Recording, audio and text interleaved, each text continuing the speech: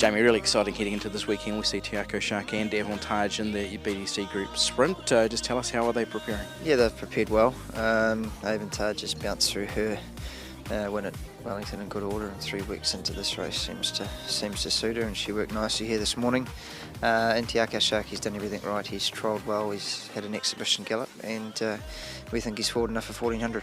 Okay, what did Avantage, what did you ask of her this morning? Just worked over a nice 1,000, just Tuesday work, and she did a bit of 3/4 on Thursday, nothing out of the ordinary, just keep it simple, but she does appear to be going well.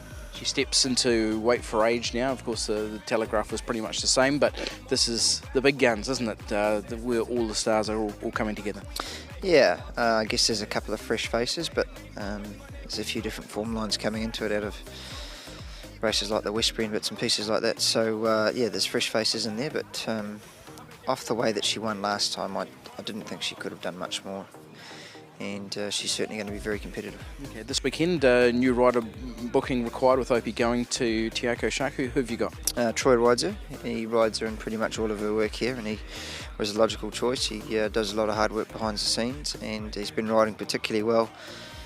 I don't think they don't see him that often because he has weight problems, but when he rides, his strike rate's very good, and we're really glad that he's in the team and on the horse. Okay, yeah, Te Akau Shark, did you ask him to gallop this morning? Yeah, he worked with Avantage, they worked together, and they both worked nicely.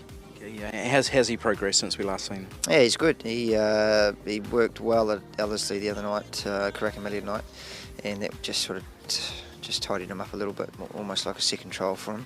And yeah, he's ready to go 1400 first up, we think suits.